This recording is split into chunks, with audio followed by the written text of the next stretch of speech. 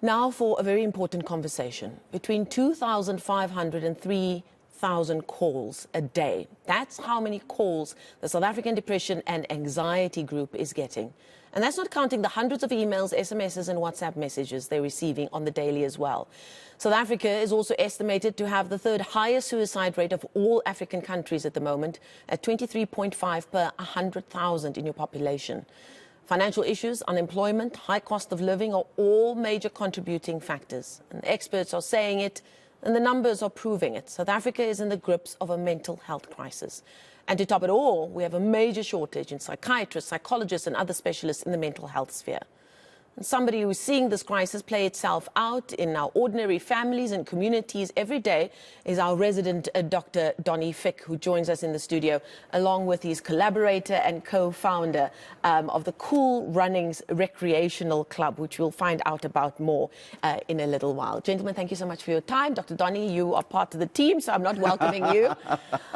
This is a conversation that we've continued to have, even long before we started this special series of conversations every 2 weeks. Those numbers from SADC really puts it in perspective. How are you coming across it in your daily work as just an ordinary, so-called ordinary general practitioner of people presenting with what eventually you will help them find out are actually mental health problems? I say, in practice, it's the worst I've seen humans in 13 years of being there. We see more anxiety, more depression, and sometimes it doesn't just manifest in those particular symptoms.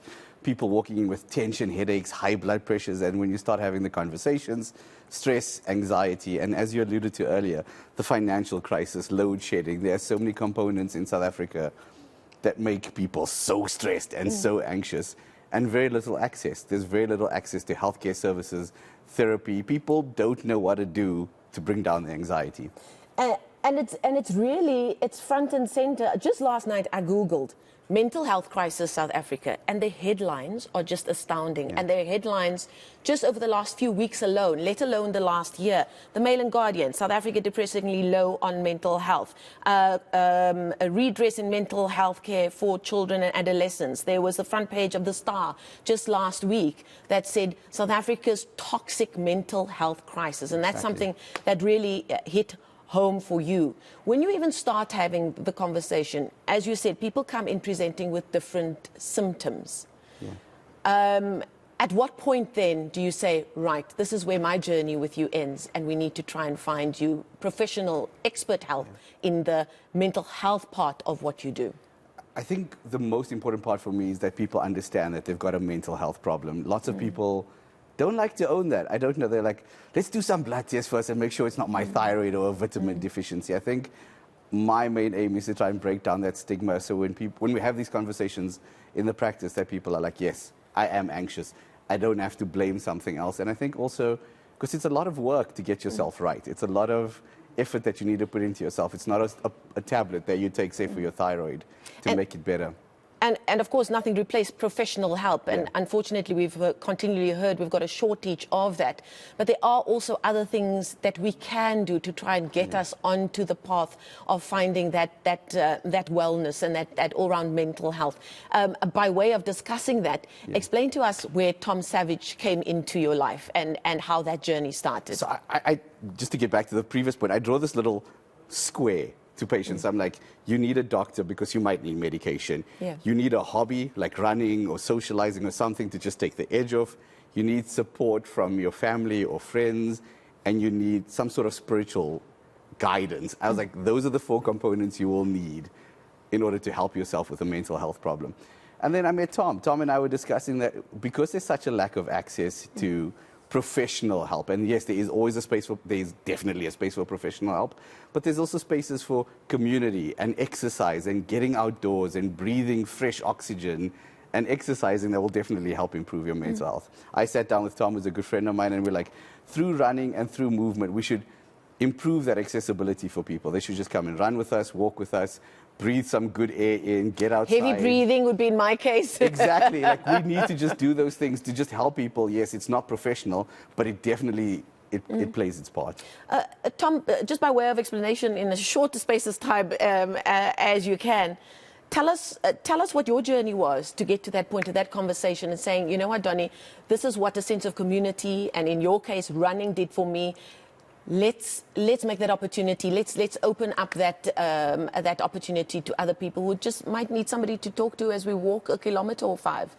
So I think, you know, if I take you back to the beginning of my journey, so I'm a recovering alcoholic. I have 7 years of sobriety now. Congratulations. Thank you. Amazing. And when we started running, it was towards the end, or when we were coming out of the stages of the pandemic lockdown. And I was very used to being able to access meetings of Alcoholics Anonymous and being able to talk to people who were like-minded individuals. And as that fell away, I think that running community took that space. And one of the important things, or one of the reasons why we got started, it was for people to recognize that they're not alone. And while you might not necessarily be able to get access to professional help, there might be somebody who's gone through something similar to what you've gone through. And they might be able to help you in ways that other people can't. And I think that's the important part of the community, and bringing people together for a common purpose. Is it less about the running and more about the togetherness? Absolutely. I think at the core of the running community that we've built is the people that you get to meet and the individuals that you get to interact with. And it doesn't matter how fast you go or how fast you think you want to go, being able to talk to people and to build friendships and a social community that gives you the support when you need it is what's really important. And that's how you guys have started the recreational club. It's important for me to say that. The Cool Runnings Recreational Club, which is about running, it's about togetherness, it's about going to get soft serve. 100%. Which Donny is a big fan. Absolutely. But you've now taken it a step further because I think we've also realized as residents of Johannesburg, there are so many people who come from elsewhere. And yes, you've got groups of friends, but do you have a sense of community, which we perhaps would have had in the places that we've grown up? But life and how we live has changed, especially post-pandemic. Tell us about this next step. Tell us about Don't Run Away. So this was a brainchild. We worked it out 18 days ago. It took us 18 days to come up with an idea and then execute it. So I'm proud of Tom, Sean, who's sitting over there. That's Claire. Dr. Donny's wife, long-suffering. They've all played a very important part in getting this off the ground in such a short space of time. But we've got many different running clubs. We've got many different running crews, but we don't have one community. And everyone wants to go fast and far, and we totally appreciate that. But what about the togetherness? And then I saw in practice this huge need for to address this mental health issue. And I thought, why not do it from our platform that we've already established to shoot from? So tell us about, we've just shown the visual piece there of your first gathering just last week. It's you got together, you sent the invite out there, you sent out the bat signal. It's called, why is it called Don't Run Away? And what happened on your first get together this past week? Don't run away. So don't run away from who you are. Don't run away from the problems that you face. Rather just talk about it. Don't sweep it under the carpet. And it was a nice play on the word run because it's a running community. So it's don't run away from your problems. We invited people. 52 people arrived. I thought it would just be 10 of us. Yeah. It was very Or just you and Tom. Yeah. Tom, what was that like? And what are you hoping people will take from it? So I think for me, the most important thing for people to recognize is that they're not alone. And I think when for me personally, I can say that when I hit rock bottom, I really felt like it was just me versus the world. And I didn't realize that there were support structures out there that were much bigger than going to see a psychologist. And I think with Don't Run Away, it's a space for people to recognize that they can come and talk to somebody who can help them.